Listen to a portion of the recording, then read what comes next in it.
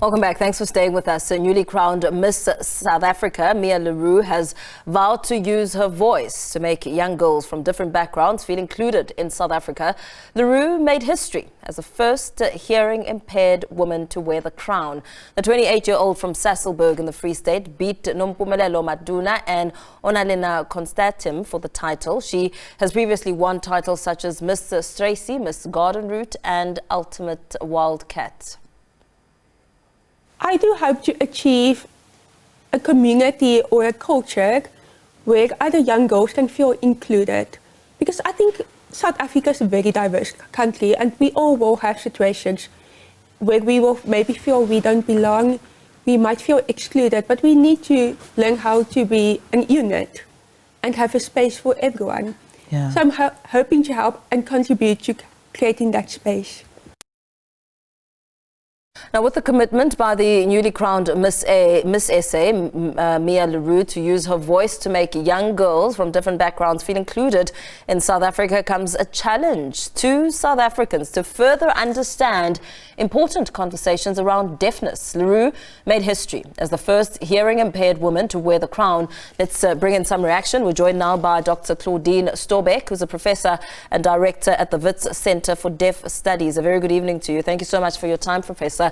A significant moment in South Africa. How is the deaf community in academia reacting to Mia's win?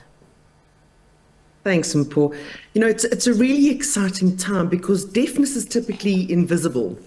And so this is a really wonderful opportunity not only to celebrate the success of someone who is deaf, but to raise awareness and to really be able to spotlight this issue of deafness and the impact it has on people. But I think also it's important for us to be able to say, you know, because people are deaf, they're not disabled. And to be challenging maybe the media in particular and challenging the generic, general narrative to try and stop using disablest language.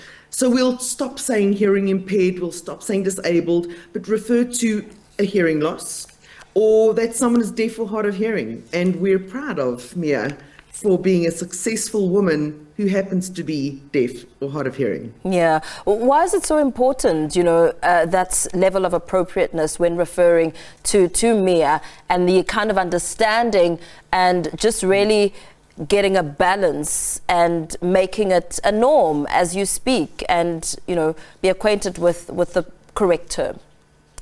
Yes.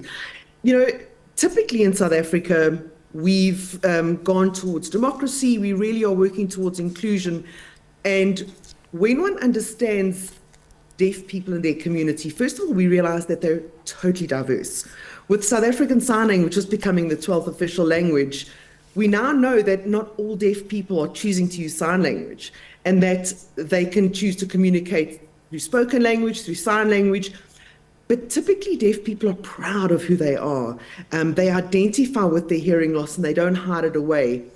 And so we honor deaf people by not saying impaired or disabled because mostly they identify with the deaf community. And if they happen to use sign language, it is the 12th official language and deaf culture.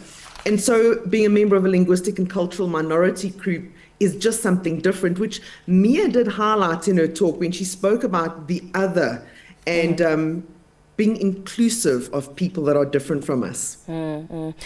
You mentioned it, I mean, the 12th official language. We know that in July last year, President Cyril Ramaphosa enacted the language of the deaf as the 12th official language. There are clearly some strides taking place in that space in terms of government being aware and really taking note. Do you think government is doing enough?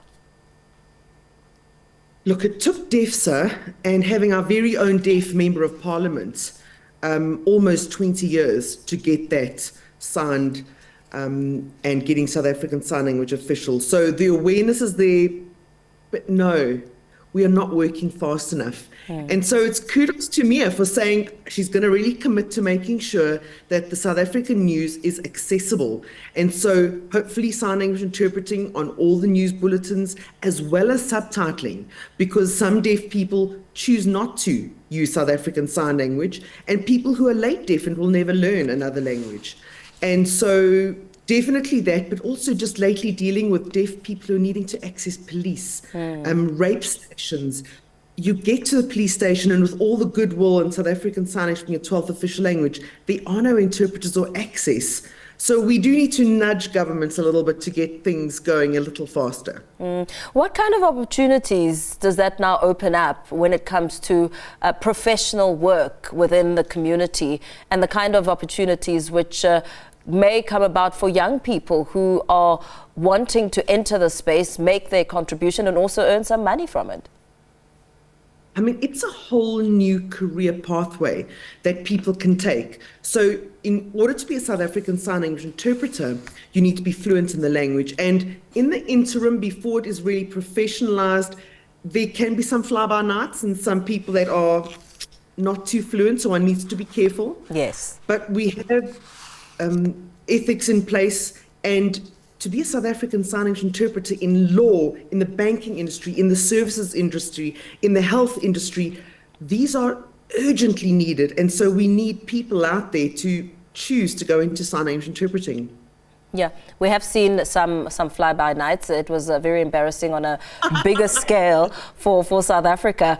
But when it comes to the kind of role Mia's win will play in terms of breaking off some of the myths and misconceptions about, deaf people, how important is that space that, she's now the newly crowned Miss SA? How much of voice does she have to break some of the myths and stereotypes that are being associated with deaf people? Yeah, I mean, it's remarkable that she is a successful woman, businesswoman, who happens to be gorgeous and beautiful.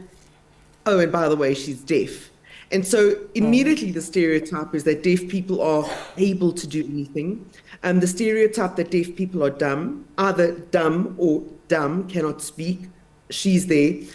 But also for us to break the stereotype, if someone doesn't sound like us, their accent is different from us, it doesn't imply a lack of intelligence. And so for us having to learn to accommodate ourselves, but really a powerful, strong young woman who applied to join a community where she would have known that she was going to face challenges and barriers, and battle to hear what was going on around her, especially in a challenge of a beauty contest. And so she was very brave to enter.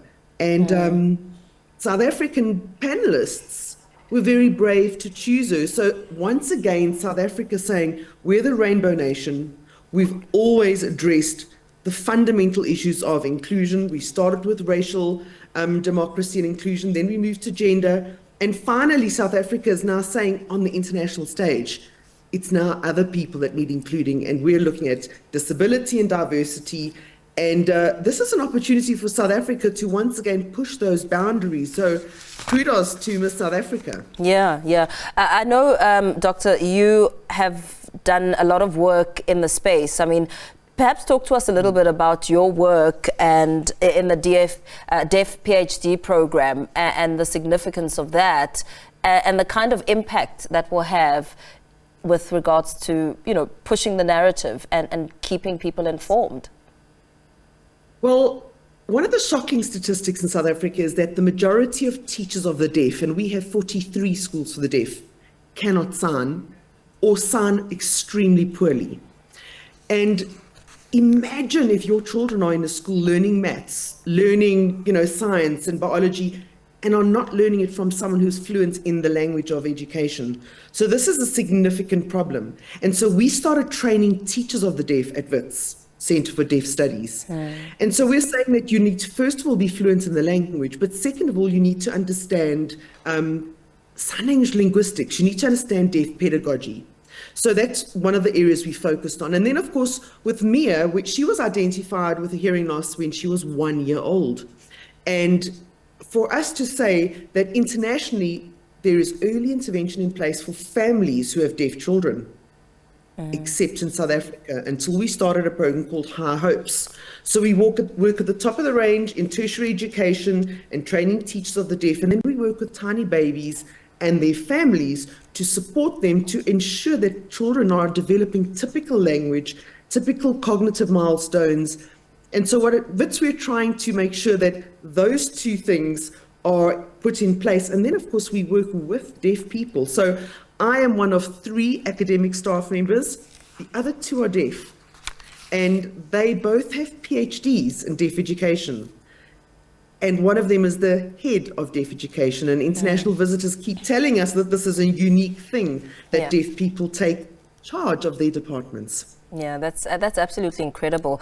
Thank you so much, Dr. Claudine Storbeck, Professor and Director at the Wits Centre for Deaf Studies there, reacting to the newly crowned Miss SA, Mia Roux, and also speaking a little bit about the PhD program at Wits when it comes to deaf PhD, of course, expanding horizons and educating people across the world.